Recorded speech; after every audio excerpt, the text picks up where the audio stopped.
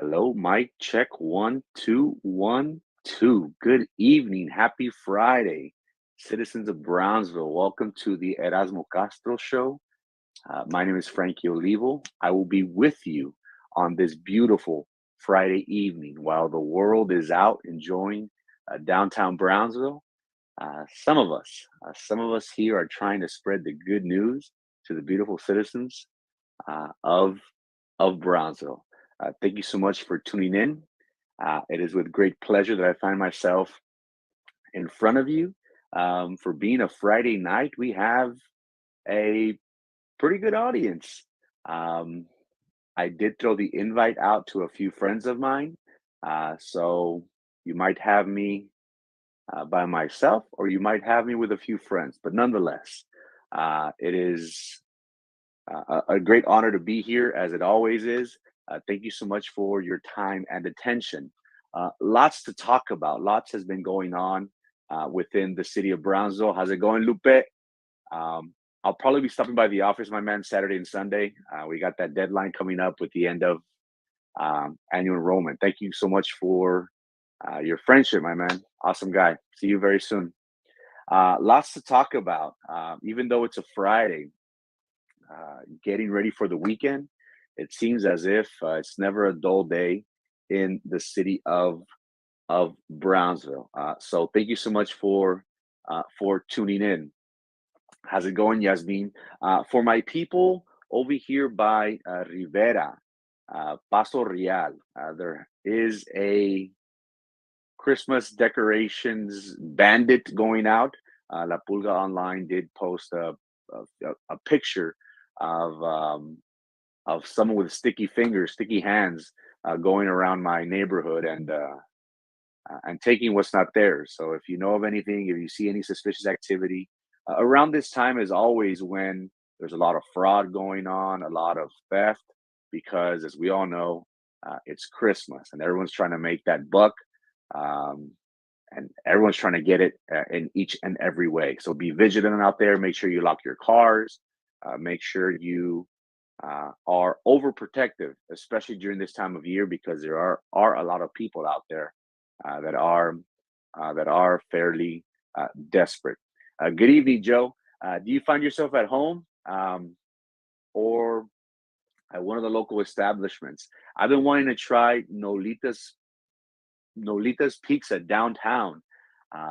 Let's see if one of these days, maybe one of these weekends, we could maybe when you have a break from work with these Christmas holidays coming up, maybe we can go out and try it. Not sure if you tried it already. To my community, supposedly word around is going, word around town is going that New York Nolita's Pizza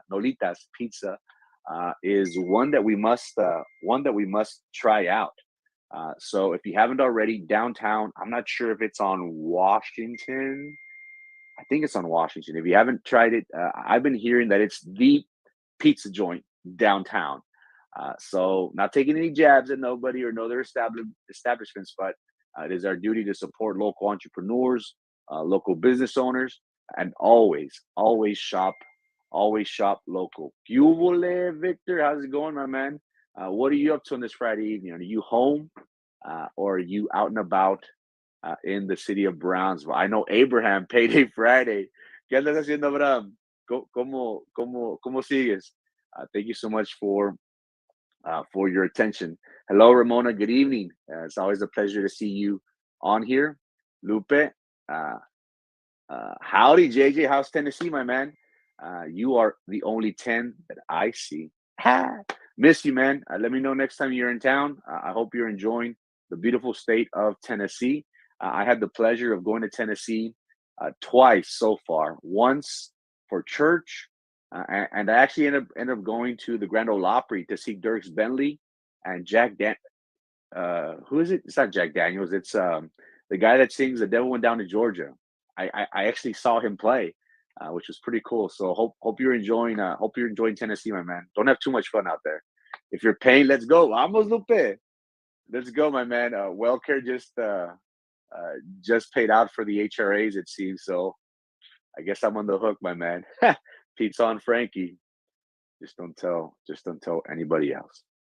Uh, we recently got the final verdict, if you would call it, on the recount. We did have, um, at the request of a BISD candidate, Victor Caballero, he did request a recount in his election, in his race against incumbent Denise Garza.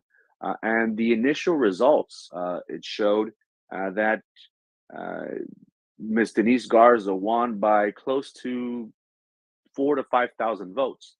It was contested, and many individuals did, I being one of them, did feel as if there was something different in this election.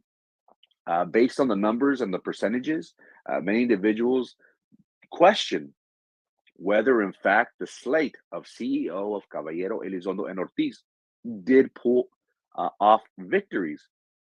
What we saw from this race was that the community, the constituents for the citizens of Brownsville, did vote overwhelmingly for Carlos Elizondo, Ms. Denise Garza, and Frank Ortiz. Now, what happens now? What we have seen is that Ms. Denise Garza has yet to be sworn in. That should be a formality that should take place within this upcoming week. I do anticipate she was performing her duties as a board member. It just hasn't been official. It was um, they were waiting for the outcome of this recount. And many individuals reached out and asked for my opinion regarding this recount. And what does this show? Does this show Ms. Denise Garza is part of a political powerhouse? That she is part of this family dynasty, which is the Lopez family that has controlled politics for quite some time. And if we notice, Cameron County Commissioner for Precinct 2, Joey Lopez, he was a former board member for South Texas ISD. When he resigned, he was uh, placed by his wife as he currently is the board for South Texas ISD. How's it going, World Traveler? World traveler. I'm only in Mexico.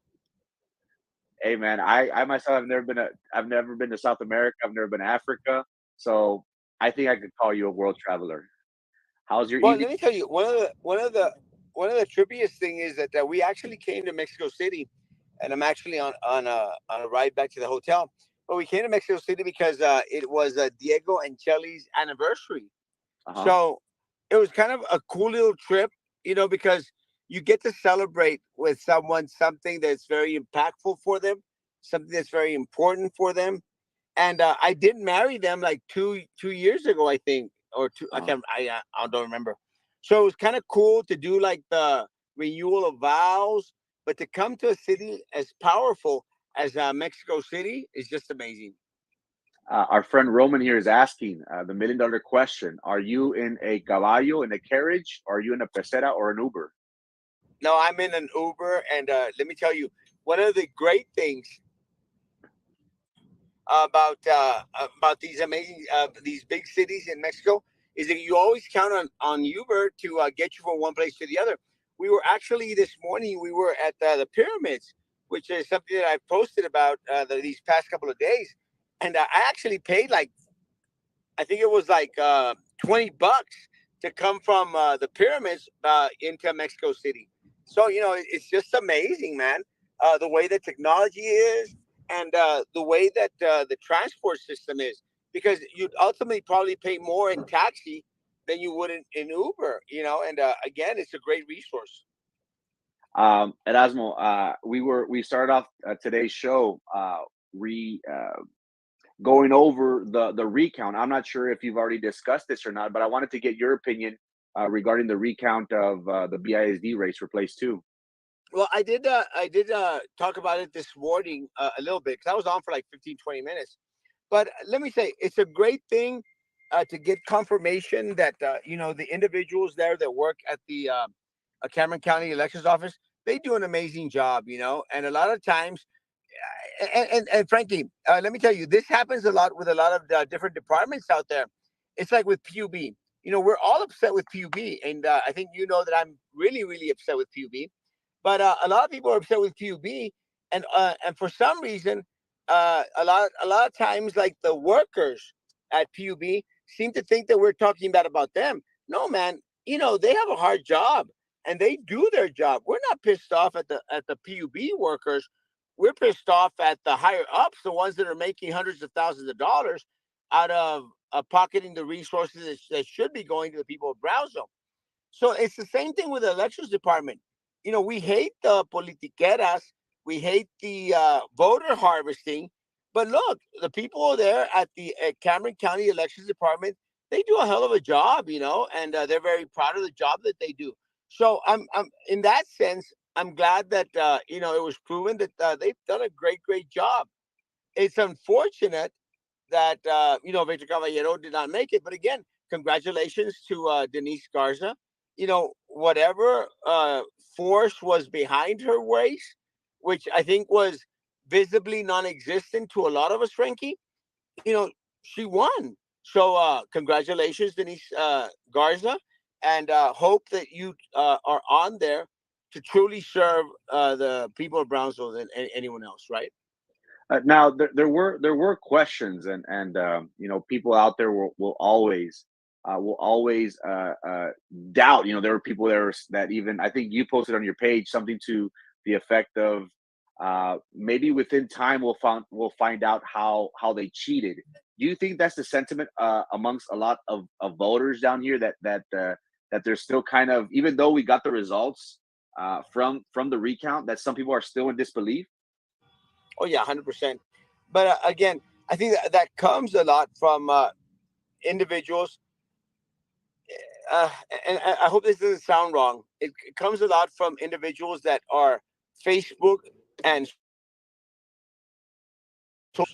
and look, guys, I appreciate support, Frankie, that a lot of the social media warriors and a lot of people that post and a lot of people that comment, I appreciate their support. It's not enough, Frankie. It's not enough to come out and to come on social media and say, "Hey, I supported Osmo. I support Victor Caballero." It's not enough. You have to become a part of the electoral process, and by that, and you were there, Frankie, almost every day or every day. And what I mean by that is you have to go out there and hold signs. You have to go out there and make the phone calls. You have to go out there and take people to come out to vote.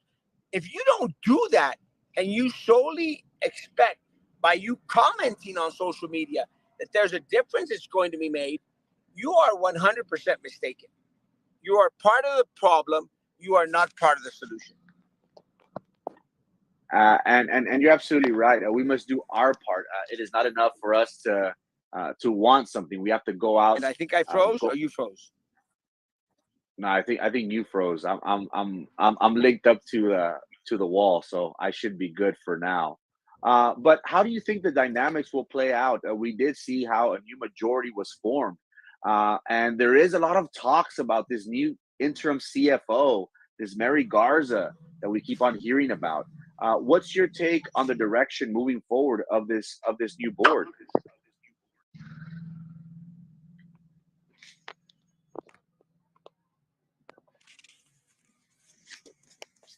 I Can you hear me? I hear you. Okay. My question very quickly was, now that we got past this recount, what's your take on the direction moving forward with this new board? Do you anticipate a lot of action going through, or is it this going to be back and forth, back and forth? No, I think that one of the things, and look, Carlos Elizondo is a friend of mine, it's a friend of yours, a friend of the communities. I think that Carlos Elizondo has the backing suffice of a lot of individuals out there to affect what people want. People want an audit, Frankie. They want to know what's gone wrong with BISD, why they were scammed, why millions of dollars were siphoned through Sylvia Atkinson into the corrupt political machine. I have faith in Carlos Elizondo. And one of the things that I tell a lot of people, Frankie, is I love Carlos. He knows we will hope, we will hold faith, we will hold on to faith with them until we were proven wrong. And I truly believe that Carlos Elizondo has learned a lot throughout this whole process to the point that he's going to do the right thing. We're going to see some audits. We're going to see where a lot of the money was siphoned to. We're going to find out what contracts, what pockets were filled. I think that this new board is going to actually answer to the people of Brownsville. And that's what I think is important. What I found interesting, Erasmo, was, you know, the size of BISD being a $500 million, $500 million entity. Uh, I found out that there hasn't been any serious forensic audit in the past 6 to 8 years. No, You would think, you're right. you would think, Erasmo, that something as large as a monster that BISD is, that they would have maybe quarterly, 6 months, every yearly, for maybe every even 2 years, a forensic audit. Now, we know it's expensive, but we have to know where our losses are. We have to know where the money's at. Do you find that surprising, Erasmo, or can we allude to there's being skeletons somewhere? No, Frankie, you are spot on, and I say that because right after Sylvia Atkinson mess, one of the first things that I demanded and requested was for there to be an audit, so we could know how much money was actually siphoned away from our teachers, away from our students, into the pockets of Sylvia Atkinson and her people and her vendors. But no audit was effected, and this, Frankie, take into account, Frankie, since Sylvia Atkinson, we all know that Sylvia Atkinson stole millions and millions of dollars. There has been no audit, no accountability in regards to what departments she had influence over. And that is a huge mistake.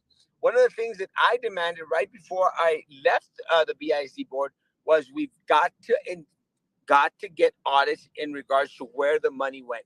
Nothing had been done then, nothing and now. And that's unfortunate because it's been 3, 4 years, Frankie, 3 to 4 years since we've had a response in regards to what actually happened with the money that should have gone to the teachers and students.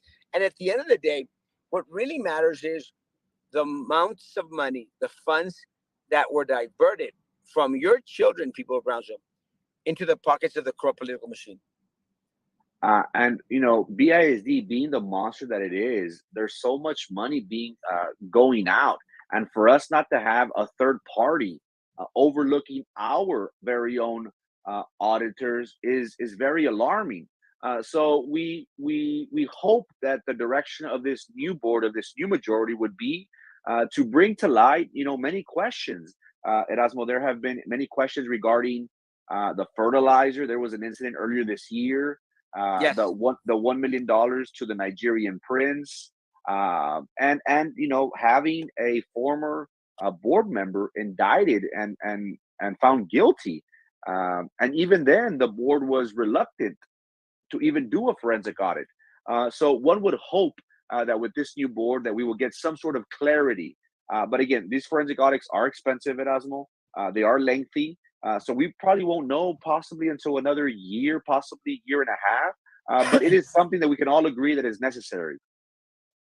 Frankie, take into account, Frankie, we just were witnesses to an audit at PUB. PUB is only a couple of percentage wise away from BISD budget. I think, if I'm not mistaken, PUB's budget is at 350. BISD is at 500. You're talking about $150 million budget. With the with the TANASCA budget, with the PUB audit, I'm sorry, with the TANASCA audit, we learned millions were taken for the people of Brownsville. This is one project, Frankie, out of a $350 million budget. The question is, how much has BISD pissed away that should have gone to your kids with a $500 million budget? And we don't have the answer to that because there's actually been no audits out there. There's been no accountability. There's been absolutely zero transparency. I would dare say that that is what we hope from this new board. And let's not forget, Erasmo, the elephant in the room, the ESSER funds. If I'm not mistaken, BISD did receive over 160, 150 million dollars from the federal government. 186. 186, 186. 186, and even then, Erasmo, the teachers were struggling, and it seems as if they threw them, the former board members, they it seems as if they threw them a bone just to shut them up and say, here you go, here's your raise. But we don't take into account that they raised our taxes, that the insurance is going up. Now, being in the insurance world, we know that it's very expensive. We do understand that COVID did have a lot to do with it, but for the board to raise the taxes for the community and not being able to manage the budget of $500 million, it is very alarming. And for them to receive 180 million dollars from the federal government, and they're still not able to uh, maintain the budget, it is very alarming. What did you say? Very alarming. Now, regarding Tanasca and PUB, what's the latest on that? Could you guide us into what the next steps will be? Yeah, I mean, one of the things that I've been able to share with a lot of individuals is that, look, we're going to be as transparent as possible without giving up next steps that would tip off a lot of these individuals that are fighting against us. But we are meeting with attorneys in regards to filing a class action lawsuit against PUB. We are meeting with a lot of other individuals in regards to what are the next steps in regards to moving forward. And look, guys, and I'm going to say this, and I don't want to be sound. Look, we've put ourselves out there to take the hits. And one of the things that I learned is that, they might be coming after an Erasmo Castro, a Frankie Olivo, Carlos Tawada, a Susan Rubalcaba. But most of us are willing to take the hits if it's for the greater good of the community. So don't get surprised, anyone out there, if all of a sudden you hear that law enforcement or the state of Texas is coming after individuals, because they don't want to lose the status quo. They don't want to get removed from the tit. I don't know if anyone remembers Cesar de Leon's comments, but he wanted part of that tit, and he was upset that he wasn't getting enough of that tit. And let me tell you guys, unfortunately for us, we live in a community where everyone out there in the corrupt political machine seems to be adamantly connected to the tit in one way, shape, or form. But again, guys, the Susan Rubalcabas, the Frankie Olivos, the Carlos Tawada, the Maggie Aguilars, all these people out there, the Sammy Martinez, all these people out there are putting their names out there, not because they have anything to gain from all this crap. It's because we want something better for our community. So again, my warning to the community is don't be surprised if all of a sudden you hear that they're coming after any one of us or us as a group. And it's interesting that you say that, Erasmo, because we've heard stories about selective prosecution and how law enforcement or the district attorney is solely focused on either certain individuals or certain instances or situations that have arisen and that have gotten major attention. But let's not forget that the elephant in the room is Tanasca, the Tanasca Gate, of over 130 some million dollars, 118 million dollars according to the audit, was taken, and how these individuals, after they found out that this was not going to come into fruition, they were still billing and still milking it for all it's worth. What would you tell the community that in regards to this quest that we're in to get to the bottom of this? And to really find out what happened. What is your advice for anyone that wants to be part of this process? It seems as if they might be a little bit scared, because if you're saying that an Erasmo Castro or a Frankie Olivo might be arrested for pressing this issue and bringing to light a lot of these things, what's your advice to those individuals that are kind of weary and want to be part of this process? Well, let me say this.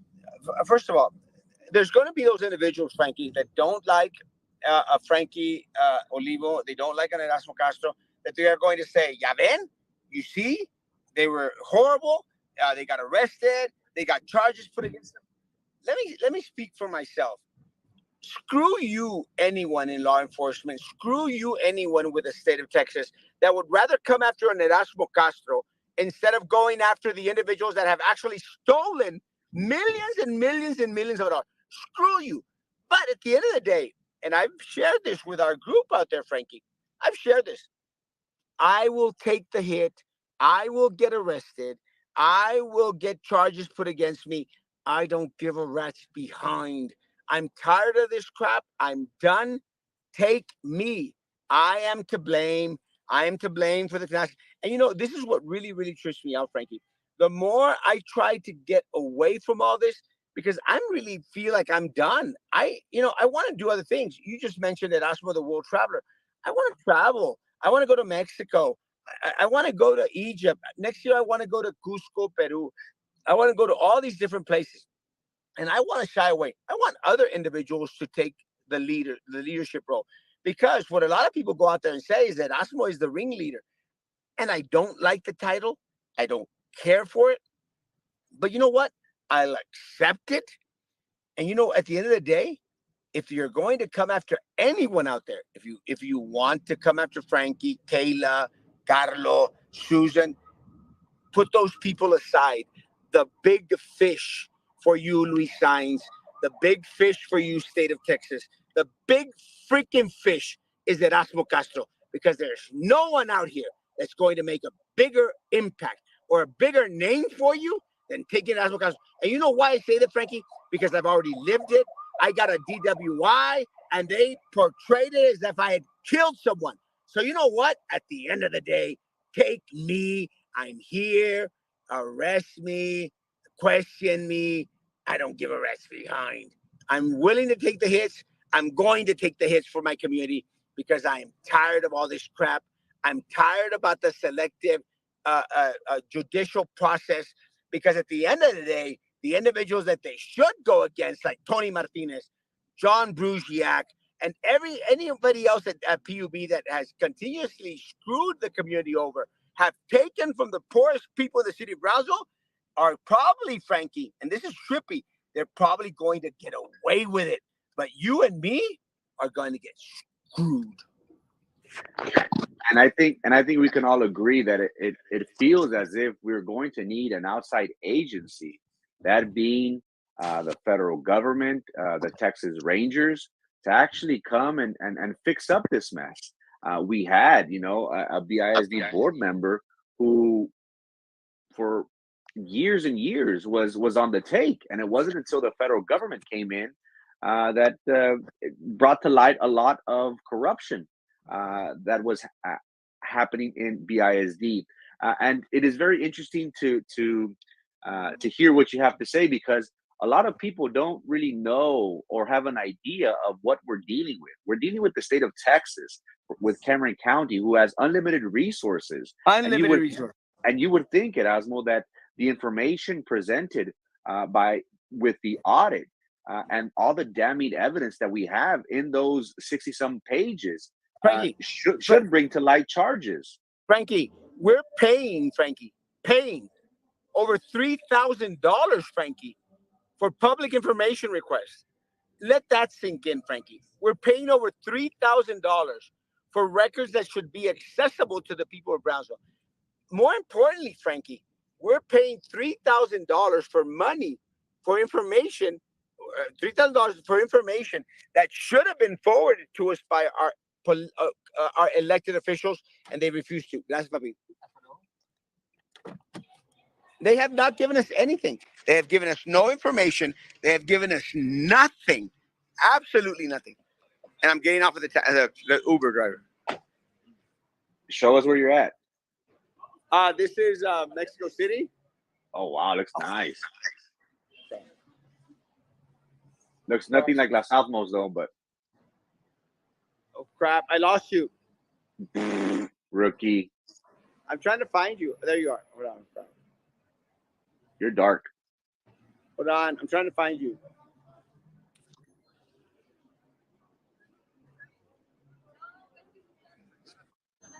There you see me? Yeah. This is where I'm at. This is La Zona Rosa. This restaurant back here is called La Casa del Toño. This place, for some reason, I don't understand, is always jam-packed. There's always can you see the line of people? Yeah. There's always a line. I think it's best you go into the hotel and get the Wi-Fi, or go to your nearest McDonald's. We lost you. But what Erasmo says is true, ladies and gentlemen. We are dealing with a machine, and many people don't get to see it because everybody is living their lives, and it's only a few of us. And one thing that I do want to say, we take great pride in coming before you and keeping you up to date with what is going on. We don't have the luxury, and we prefer not to. There are pages that do provide information for the citizens of Brownsville, but they choose to remain anonymous, and we carry uh, the brunt, the load of us, being retaliated against, and this is something that is something that we are dealing with moving forward. But that is something that we made a commitment to the community, and we will continue to do so. And we just encourage our community to be vigilant as much as possible. Good evening, Sorry, Kayla. Hey, Caleb. Hi. Well, this is where I'm at, guys. I'm sorry, real quick, before I get lost again. This is Hotel Geneve. This is where I'm at. It's an amazing hotel. It's very, very fancy, of course, because I live the life. But this place, again, that place is always jam-packed with people waiting in line. I don't know why. I've never gotten to eat there because every single time I've gone, I've always wanted to get there. But Kayla, I think you heard about the same thing. You know what? I'm willing to take the hits. I'll take the hits. I'll get slammed. I'll get thrown in jail. And I'm not going to go out there and look for counsel or anything. Screw that crap. I'm pissed. Pissed. Are you sure that's not the White Russians talking? A couple of them. Just a couple. No. But no, I'm pissed. Yeah, I think it's pretty pathetic the way they're trying to play this with us. And you're not going anywhere. I mean, if anything, I'm the raffle girl. I'm. Yeah, but I'm responsible because I was the one that posted it. But at the end, at the end of it, I'll take the responsibility. I typed it. I'll take the hit. Are you frozen, Frankie? No. I'm just reading here the comments. Yasmin says, I can't get over the fact that while Nurith was PUB treasurer and campaigning for commissioner, she tried to assure us that the Tenasca funds wouldn't be used for anything else. Lied that if Tenasca didn't pan out, that an alternative would be sought. Nothing but lies. Now at Osmo, we do hear that Nurith Golonsky will be running for mayor. I told you to some sources. Didn't I say that? What's your take? Do you think she has a chance now that the mayoralship position will be vacant, or without an incumbent? Let me say this. It just all depends, because at the end of the day, take into account a lot of the Brownsville voters will sell out for a damn chicken plate. And again, that's the way she won District 1. So, and it's something that I'd already mentioned. And when I told people that Golonsky's running for mayor, they said, no, she's not. Yes, she is. Of course she's running for mayor. She has no other option, because she's not going to want to run for a District 1. She's going to definitely want to run for mayor, because she actually thinks she stands a chance. Let me tell you, if she wins mayor of the city of Brownsville, I will be flabbergasted. Because let me tell you, I just don't think that she may have a little couple of support there in the city of Brownsville, in District 1. I don't think she has the support of individuals throughout the city of Brownsville. Well, Kayla, we did see how 4 years ago in her race for District 1, she spent over $100,000. Should we anticipate her spending that much and more? I mean, obviously she will. She's going to try. But I think we're starting to get our ducks in a row with organizing and spreading out information. So I think more and more people are really starting to see the true colors of all these current elected officials that have just been taking advantage of every citizen. And, while they're in these positions of power. It is going to be interesting, Erasmo, because we are starting to hear a few other names: Carlos Cascos, Jessica Petro, some other William outsiders. Garza. Well, Bill Garza. Do you think the more the merrier for the voters to choose from? Yeah, and let me tell you, one of the things I heard Romans was on the commentary right now. One of the things that Romans said and posted out there was like, Erasmo, do you really want to run against Carlos Castro? I love Carlos Castro. Carlos Castro is a friend. I want the people of Brownsville to have a choice. And look, at the end of the day, if Carlos Castro makes it to a runoff and Erasmo Castro doesn't, he'll have my full support. But let me tell you, the more individuals that are on there in a race, it helps our cause. Because let me tell you, one of the things that we're going to guarantee is that Nerith Galansky with her corrupt political machine, Jessica Churchill with her fancy, nice little St. Joe people, is that they won't get 51%. So at the end of the day, this race with 5, 6, 7 individuals in it is going to take it into a runoff. And then the community, Frankie, we all get to choose who we're going to support in that race. And I'm praying that people finally have woken up to the point that say, you know what, Erasmo Castro needs to be the mayor of the city of Brownsville. Because he's the best guy. Because he's handsome and totally not fat. Another name is John Cowan. And what's y'all's mindset? You know, here we have an at-large candidate and a District 1 candidate. Shouldn't they stay in their respective races? Wouldn't that guarantee them almost 4 more years? And they're really risking it if they would jump into the mayoralship. Into the mayoral race? Wouldn't y'all agree? I would say definitely cannot re-vote these people back in. Well, and my take is very simple. I'm glad that they're stepping out of their race to file and to run in another race, because at the end of the day, it gives individuals option in regards to running for those positions, and it gives us the opportunity to have new people at District 1 and an at-large position, and it gives the people of the city of Brownsville the opportunity to get something new. So look, I welcome it. I applaud it. I'm ecstatic about it, because at the end of the day, we're going to have an opportunity to take away 4 seats, and that is the majority on the board of the city of Brownsville. So take into consideration that you're going to finally get transparency. You're finally going to get accountability, which we haven't had. And despite the fact that a lot of these individuals go out there and bitch about them, well, we weren't part of TANASCA, they could have given us information now, but they haven't. And they make us now, Kayla, they make us pay $3,000 for information that they should have been giving to us in the past years. So now they want us to pay for it on top of the crazy, outlandish, stupid rates that they're charging us. Stop looking at that cute guy. Yeah, John's handsome, but that's about another point. That's beside the point.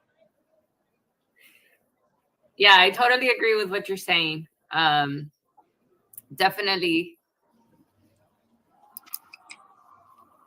What are you reading, Frankie? Now, also another name that has been coming up is Kathy Presas. She has been throwing out her name. Yeah. And people have been reaching out and saying, how she would fit into this city commission. Are there other names, Erasmo, that you have heard that are going to be throwing their names in the mix? Kathy Presas is running for District 2. There's no doubt. We've already heard. I think she's already said it on one of our shows. That's great. I think Linda Macias is also planning to run for Commissioner District 2. That's great. Again, the more individuals out there, running for a position, it gives the community a choice. So more power to them. One of the other individuals is planning to run for District 2. I'm hoping, and he stated is a friend of ours, Frankie, Jaime Diaz. I love Jaime. Jaime is a friend of mine. What's her name? Kathy Presas is a friend of mine. Linda Macias is a friend of ours. More power to you. Me van a arrestar. I think I'm getting arrested. Te van a agarrar. Guys, the machine followed you to Mexico City. Let me put up a raffle so that I could get bail money so I could get out of jail in Mexico City, please. But no, the more individuals that run for a position, it gives the people of the city of Brownsville choice. And more power to them. More power to Kathy, more power to Linda, more power to Jaime Diaz. Put their names out there. Give us your platform. Tell us what you really want for the city of Brownsville, and let the people of Brownsville decide. It's going to be interesting because I think people see blood in the water. We can't really look at this commission and said, "Oh wow, look at the great things that they have done for us." We still have roads, a lot of infrastructure that needs a lot of attention. This Tenasca Gate and their reluctance to even pursue some and give us some sort of clarity, that is very damning within itself. So this commission, Kayla, doesn't really have anything to hang their hat on. So what would they be able to tell the voters and say, I'm the best choice for mayor, I'm the best choice for any elected seat, when they really haven't done nothing? I don't think anything. I mean, they cannot say that. I mean, look, even just with what's going on with PUB, I mean, they washed their hands by just saying, well, that belongs to the PUB board. We cannot touch that. And that's ludicrous, and clearly we're not buying it. And I mean, I'm hoping that we are opening the eyes of more people and understanding what all of that really means. Look, I am just so frustrated. I'm so done with dealing with PUB. I'm so done in dealing with the PUB board. I'm done in dealing with the city commission. I'm definitely done in dealing with the CRC. One thing that I've shared, and I've been very, very open about it, is I don't think that we're going anywhere. I think that all these little committees, all these little boards are out there. They're trying to jugar el dedo en nuestra boca. And let me tell y'all, screw you all, screw Sandra Saenz, screw Sandra Langley, screw Tijerina, screw anyone that's on that CRC committee, screw y'all. Because at the end of the day, you had an opportunity to do something for the people of Brownsville, and you effed us over. And I'm done, tired, frustrated. And as Kayla mentioned, it's time for us just to take action. It's time for us to file lawsuits. It's time for us to get answers any which way we can. What really pisses me off, Frankie, is that we're out there trying to collect money in order to get open records requests that should have been given to us years ago. But no, they played games, they made promises, and we got nothing. Nothing.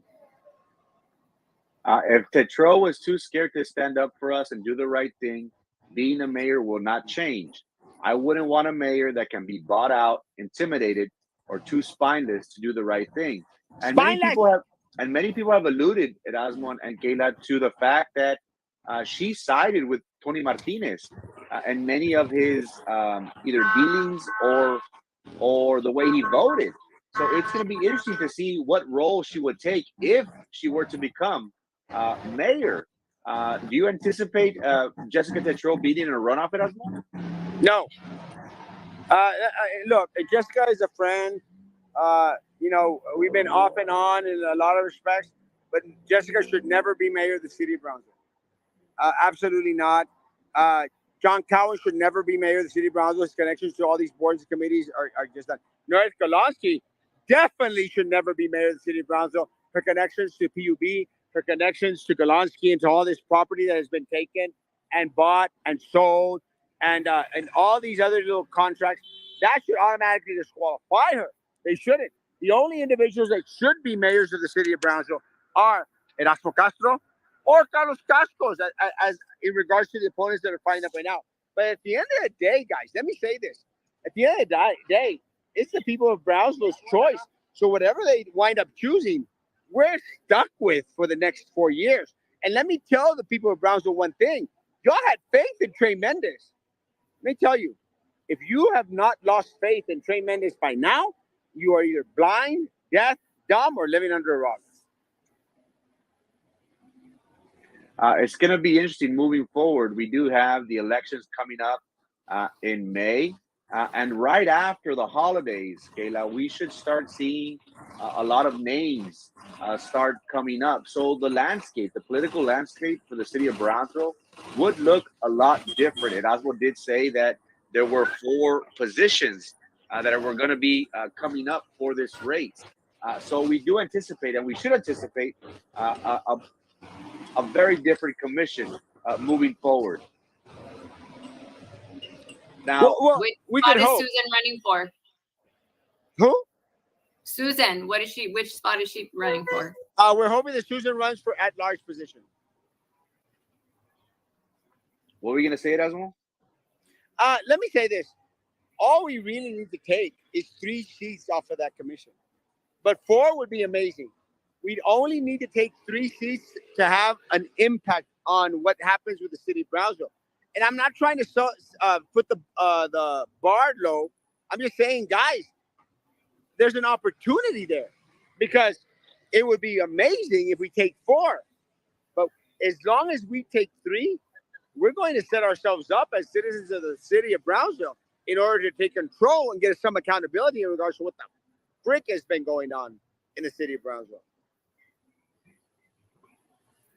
It's going to be interesting moving forward, guys, because everybody, as we all know, every one of the members of the city commission, they have their own pet projects. Now, can we all agree that we must focus heavily on vetting these candidates on number 1 being Tenaska? What other points or focus points should these candidates have on their platform besides Tenaska and PUB? Well, let me start out before Kayla goes in. Let me say this, guys. Tenaska is the deal breaker, because Tenaska literally showed the people of Brownsville, a lot of people in the Brownsville, especially a lot of people who used to think that Oswald was crazy, that they lie, cheat, manipulate, steal, and take from the citizens of Brownsville. That should be number 1. But with that said, there's other things. There's the hike and bike trails that are coming up all over the place. There's all these other pet projects. There's all these other little freakish events that go out there that don't produce a dime for the citizens of Brownsville. It's like Crossroads, Frankie. Crossroads literally cost the citizens of Brownsville $275,000. What did we get from it? We got nothing. And that's just one project, one little event, one little thingamajig that they put upon the citizens of Brownsville. Ciclovia is another one. We're still in the red over $500,000. I mean, what has it produced? Because according to Rose Gowan, to the rest of those people on there, it was supposed to be a moneymaker for the people of Brownsville in regards to it was going to generate a lot of funds and money and stuff coming in. We've got nothing. So at the end of the day, every single project out there needs to be scrutinized. Every single project out there needs to be revised. We need to have accountability in regards to every single project that we as people of Brownsville have put money in. Now, Kayla, to happier news, the city will be having, they had the lighting of the tree yesterday at Washington Park, if I'm not mistaken. And we are set to have a Christmas parade. Is that today or tomorrow? Tomorrow. I think it's tomorrow. And I think people had mentioned that McAllen, the city of McAllen, will also be having one. I don't remember it. Correct me if I'm wrong, Kayla. Have we had previous Christmas parades? We have, but we didn't have it during the COVID times. So that's why it feels like we haven't, probably. I see. I know it's been a while, but it's gonna be fun. McAllen goes all out, guys. If you don't remember that, I think they brought Enrique Iglesias. They brought the Cowboys. They spend big bucks on their Christmas parades. But is it me, or I didn't hear anything prior to this week about a parade happening. And you're right. I think this was just something that I got word of it maybe a few days ago, maybe a week ago at most. So it makes me wonder, like, how many floats are there going to be? Is it even worth taking the time to go out there? And, you know, I mean, I'm a mom. I have a 1-year-old and a 4-year-old. I do not see myself going out there to take them that at 7, because I think it starts at 7, right? Right. You know, battle through crowds And then for what? Like for nothing to really be out there? I didn't hear anything. I don't know. And you're right. And I usually go to the sombrero, the charo days. That's the big one where everybody comes out, large groups of people. The streets are filled. But I don't anticipate, depending on the weather, of course. I don't anticipate us having a large crowd. But if you're willing to be out there, I think it starts at what, 6? I imagine, because that's when it starts getting dark. What was that? But let me tell you, as a mom, and this is me as a mom and a citizen of Brownsville, going back to that, and I don't know whether this falls under the city commissioners because I'm still learning all of this, but I mean, I understand, like Erasmo was saying, they all have their pet projects and their personal agendas on things, and I think it's great. I do want to see our city grow and develop into what the potential I believe it has. But before we start getting into all these other bigger projects that at the end really don't make any money, wouldn't you think that it's more important for us to focus? Like, let's take, for example, the Christmas parade. That's something as small as that is. For the citizens of Brownsville, that's big because it involves, their children dancing or coming out on floats. Like, those are things that could bring out big crowds, right? And there was nothing. Like, again, I didn't hear anything about it. Like, I don't know whether there was enough planning, like whether it gave enough people to to decorate a float. I mean, if I'd heard, I think I would have probably pushed Carlos law firm to participate, and you know what I mean? Like, so little things like that. I think those are the little things that are huge because they matter a lot, that we need to focus on. There's no entertainment for children other than for me. Like, how many times can I take my daughter to the Children's Museum and the zoo before I just am burned out from those two things, right? I have a teenage daughter who is 18, and there's nothing here for teenagers other than the main event now, and the bowling alley, but that's been here forever.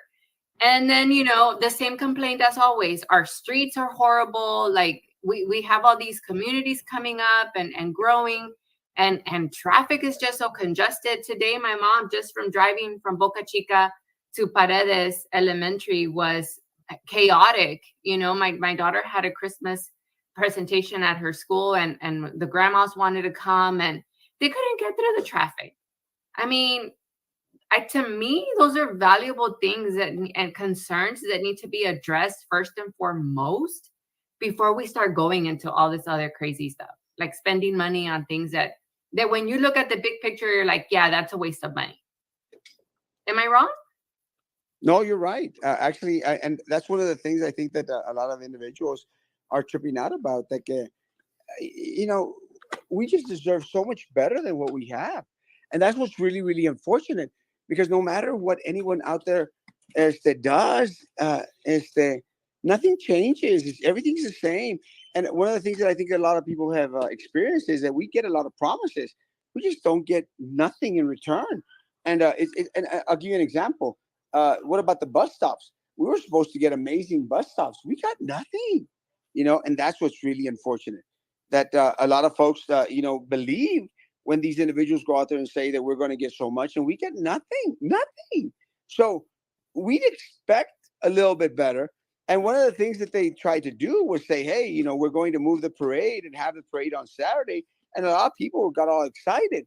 Yeah, but at the end of the day, who's going to participate in the parade? There's a lot of folks out there that don't even know the parade's going on. And that's what's unfortunate. And you know what? For example, let's take the hike and bike trail for a minute. They've invested so much money in all of this. And look, I'm not a current runner, but I used to be an avid runner. And yes, the trails tend to be good. I don't know about now because I haven't ran through them recently, but the lighting was really bad. A lot of the women were getting bothered by random crazy people that would come out and harass us. And, so that was important if you're putting these things out there, there's really nothing else other than just a trail, right? That connects to different areas of Brownsville where you can run like all this distance. But I lived in Dallas for 6 months during the time that I met Carlo, and the Katy Trail is just amazing. I mean, there's bars, there's dog parks, there's parks where you could, any sections of the trail you could take, and you're gonna find something depending on the age range, right? I mean, don't you think that if you're going to do something like that, then start bringing in or start creating these type of other environments that can really make the citizens say, hey, you know what, that was a great idea. But no, like they just do one thing and yeah, what happens to the rest of the money? And I think it's fair to say, guys, that the only ones that, because during the Charo days, we have all these schools and all these marching bands and the drill team and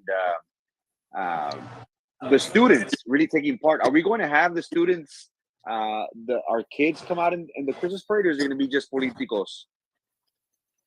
I honestly don't know. I haven't heard anything from my daughter's school. Yeah, I haven't think, heard anything. And again, no communication. And if somebody out there knows, let us know in the comments, because I could be wrong. I don't know. Yeah, Erasmo, but I'm anticipating it's going to be nothing but políticos with their Santa hats on, trying to promote their agendas. Well, unfortunately for us, the parade is actually happening this weekend. Tomorrow, yeah. Yeah, and look, at the end of the day, who knows about it? No one. Who's going to be out there? Hardly anyone. And that's what's unfortunate, because you have the opportunity to have a lot of folks out there. We have nothing. I mean, I always try to be a part of the Christmas parade. I can't be because I'm in the Ciudad de Mexico. And I plan to be here till Monday morning. Pobrecito. Sufriendo. Don't have too much fun. Yasmin says, we need more activities for children and teenagers. Ya dejan de payasadas, de puros clubs, bars, pubs, etc. Hike trails aren't maintained. We don't have enough cops exclusive to the trails to secure us. Now, and again, Kayla, a big deal up in the Upper Valley is that McAllen Parade. And if I'm not mistaken, I think one time they spent over $100,000, possibly $200,000 to bring down Enrique Iglesias. Now, I'm glad that the city of Brownsville isn't spending that type of money for it. But, some citizens of Brownsville, they do travel to McAllen. So unfortunately, many people anticipate, if we didn't hear about it, much less the community.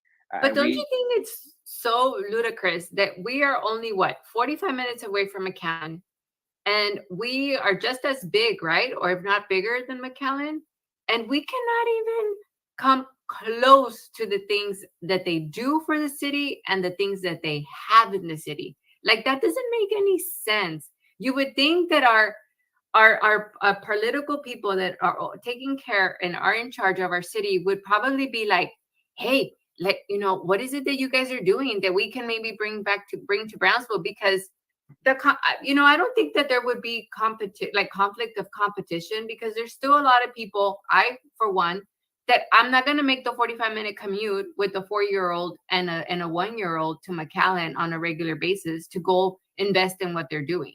So of course I want it to happen here, and I would be a part of it if it was here. So it just blows my mind that we can be that close, but we act like we live in a third world country, right? And that's the dilemma. McAllen seems to be that that city on a hill. And even Far and Mercedes and all these other little smaller towns are thriving. Y nosotros, everybody's pocketing money, but it's personal thriving here. And it all goes back to leadership on priorities. It seems as if the priorities for the city commission has been on their bike trails, on opening up their own businesses, on focusing on other things that don't really improve the quality of life for the citizens of Brownsville. But then again, that's typical, it seems, and how you said it. They're more focused on benefiting themselves than actually working for the citizens of And look, Brownsville. don't get me wrong. I think it's great that people that want to get ahead and want to like open up their own shops and have their own businesses. We all want to make money at the end of the day. I get that. We all want to have a good quality of life, but you know, you can't just be the only one. Like and then just watch your city suffer. And I don't know. I think that's what's the main problem in our city, that only a few are doing it, but then that's what makes the rest of our city look like shit, because what makes up our city, what makes up a city, there's nothing. There's the bare minimum, and it's almost like, well, there you go. And they keep up with just the bare minimum, so it doesn't look like Matamoros, but and it makes us look like a little step up ahead of them. But if you compare us to McAllen, we are Matamoros. Like we don't have anything. Again, it's unfortunate that our city leaders haven't focused on giving us more. It's them for the take, while we are struggling to make it on our own. Or to show our children, or that we have nothing to show for. And that's the unfortunate part. Any last words, Kayla? No, I'm glad that we're doing this, and I hope people just get more informed. And I think we have 4 numbers left in our raffle, so somebody please buy them. Thank you so much, everybody, for your time and your attention. Happy Friday. Make sure you guys are safe. It's a beautiful evening. There is a lot of action going on downtown. I believe today's the first Friday, if I'm not mistaken. A great event. If you want some fun, entertaining activities to go downtown, check out Nolita's Pizza. I haven't tried that. I hear it's really good. I heard it's the pizza joint downtown. We usually go to First Friday because we do try to support our city. But we didn't go today because our daughter had a Christmas carnival at school. But also, I believe Zoo Lights started today. So it'll run today, Saturday, and Sunday. Nice. Fun activities for the family. If you guys want to do some family gatherings, you know where to go now, to the zoo. Thank you, Kayla, for your time. Thanks to the community for your time and your attention. Erasmo will be back in the studio on Monday. Catch you all whenever we catch y'all. Bye-bye. Bye. Good night.